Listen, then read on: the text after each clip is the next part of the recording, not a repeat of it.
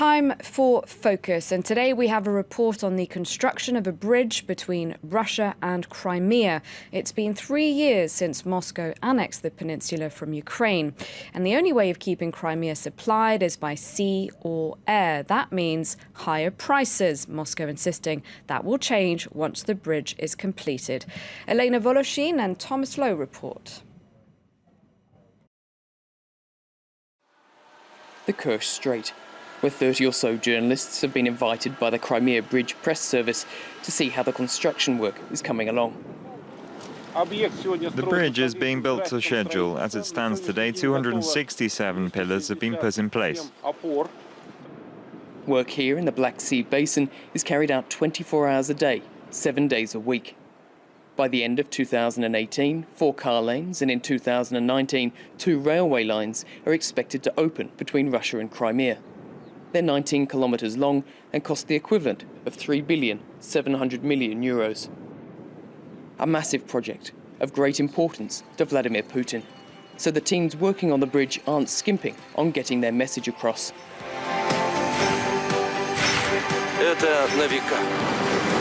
Это моя дорога домой. Это моя страна. Мы строим мост.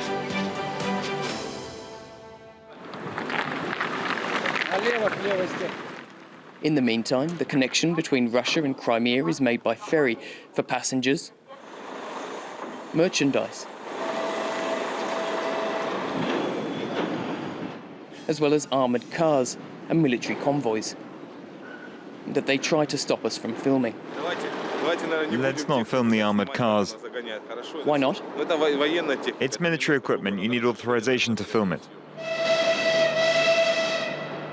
Before the annexation, just 3 ferries were in service. They carried 7 times less passengers than they do today. The number of trucks transported has gone up too, from 13,000 in 2013 to 300,000 last year, because now almost all merchandise sent to Crimea comes from Russia. Ferries make the journey around the clock, but the director of maritime traffic says the bridge will be welcome. We'll be relieved when the bridge opens, because the maritime passage is supporting a significant load, and the infrastructure we've inherited from Ukraine isn't sufficient to fulfill all the objectives. Those living in Crimea hope for just one thing, that the prices go down. Everything on the peninsula costs at least 20% more than in Russia. Here, a can of peas costs 56 rubles. In shops in the Krasnodar region, the same can would cost between 35 and 40 rubles.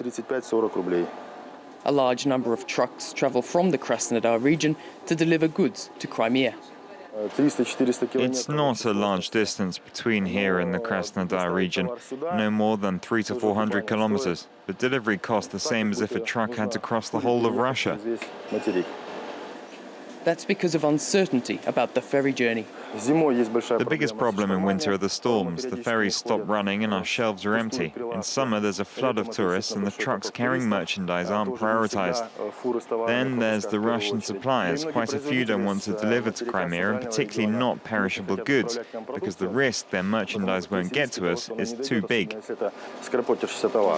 Nikolai is promising to reduce his prices thanks to the bridge. Others even expect to make a profit.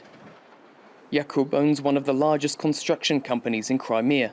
He, too, expects his production costs to go down significantly, linked to the price of transporting materials. Our depot covers 3.5 hectares. Over there we have more land. We'll expand our territory further. This cement works won't be sufficient anymore because our production volumes are going to increase.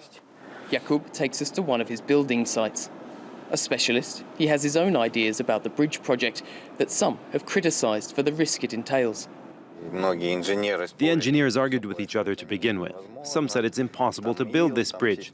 There's silt at the bottom of the strait and it's an area at risk of earthquakes. But as one of my building professors said, nothing's impossible for builders. Everything's a question of money and calculation. The cost of the Crimean development programme to 2020 comes to 11 billion euros by current ruble exchange rates. The bridge is part of a broader strategy that Jakub believes is already bringing some concrete results. We doubled construction volumes between 2014 and 2016. Before, we built 50,000 square meters per year. Today, we build 100 to 120,000, and that's going to increase. The bridge and the money being ploughed into the peninsula seems to confirm the unanimous view of Russian political analysts. Vladimir Putin has no intention of ever giving Crimea back to Ukraine. Joining me now in the studio is Tornike Gordadze. He's a political scientist, an ex-Georgian minister. Hello, thank you very much for coming in. Hello. Now, what do you think about the construction of this bridge between Russia and Crimea?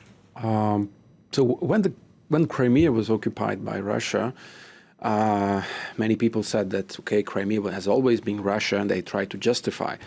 But it showed that, in fact, if Crimea was included in Ukraine, it was because it was logical, because all the transport and other links, economic links, were from Crimea to Ukraine and not to Russia. So then the construction of this bridge is a pet project of Vladimir Putin.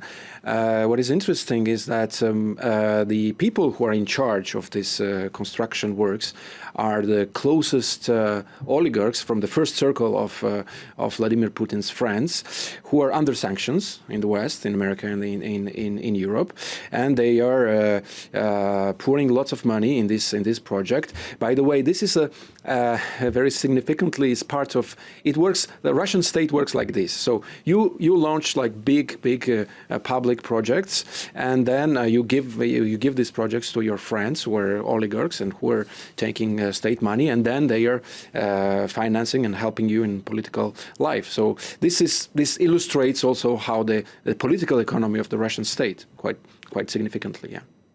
I'm not sure what you can tell us about this, but I was reading, though, that it's not being built in an area that is even safe, or that there's a high seismic activity, and that there's issues of its depth and the quality of the construction, and if it's even going to last.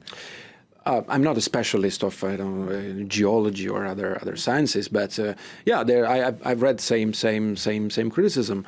I don't know when these works will be accomplished and finished, but if for 60, 50 years there was no such a plan under the Soviet Union, that means that this is not an easy thing to do. So there's some logic in the fact that there was not such a bridge before. But didn't the Ukraine and Russia plan, I think it was in 2010, to do a similar project together? No, there was lots of projects that were discussed. At this time, in 2010, the president of Ukraine was Yanukovych, who was a pro-Russian leader who made lots of concessions to Russia, including on Crimea, including on at the end about the association agreement with the European Union. So yeah, these projects were part of the projects that were discussed. So do you think doing this now, then, you were mentioning then it's about giving friends of Putin's the opportunity to invest in this. But what about the people of Crimea? Is this really going to benefit them and affect the prices there? Yeah, people of Crimea are quite disappointed because they, when Crimea was annexed, the Russian state was telling them that you will have Russian pensions and Russian salaries that are higher than in Ukraine. But then they have discovered that the prices in Russia are much higher than in Ukraine. It's like 2 or 3 times higher than in Ukraine. So they are very much disappointed. The tourism is dead. Even if Russian state tries to have lots of subventions, to make lots of subventions and push people from Russian Federation to go and spend their vacations in Crimea, the infrastructure is very old. People, they just don't want to go there. They prefer Turkey, Egypt, or Bulgaria, or other countries in European Union that are almost the same price and with much better infrastructure. So people, ordinary ordinary people in Crimea are very, very disappointed. So they're not getting the message then with such a construction project that the president really is looking out for them then? Maybe there is such a thing. Yeah, I cannot say that the people are against of this bridge. Of course not. They hope that it will bring some progress in their lives, and economically it will bring some benefits to Crimea. But everybody knows in Russia, when the same thing for Sochi Olympics, or when you have these big public state-sponsored building projects, people who are benefiting from it are the closest circle of Kremlin, because it's like this. The Russian state, which is based on vertical of corruption, works like this. So apart from sanctions, what is the outside world doing about this? I mean, you've got Ukraine taking Russia to the ICJ, but what about, will the Trump administration put any more pressure on Moscow about Crimea? I think it's primordial and very important to keep sanctions, because politically, first of all, because that shows that the Western community of states, and plus some other states like Japan, are not ready to accept what is illegal according to the international law. And this is also showing Russia that if there was no sanctions, Russia would go further and annex other parts of Ukraine or other parts of other post-Soviet republics. So this is very important, to keep sanctions and also to show the unity. Even the President Trump, who promised at the beginning that he would ease sanctions and he would abandon sanctions, he cannot do that because there's such very strong opposition inside the European Union, including inside the US. So keeping sanctions is just the minimum. Then I think we should remember, and we should tell Russia that until there will be no end of sanctions until Crimea is occupied, and there are other sanctions that will follow if Russia goes further and annexes other parts of Ukraine. All right, I'm afraid we've run out of time. Thank you very much, though, for coming in, Tornike Gordadze. Thank you for watching. I'll be back at the top of the hour. Stay tuned.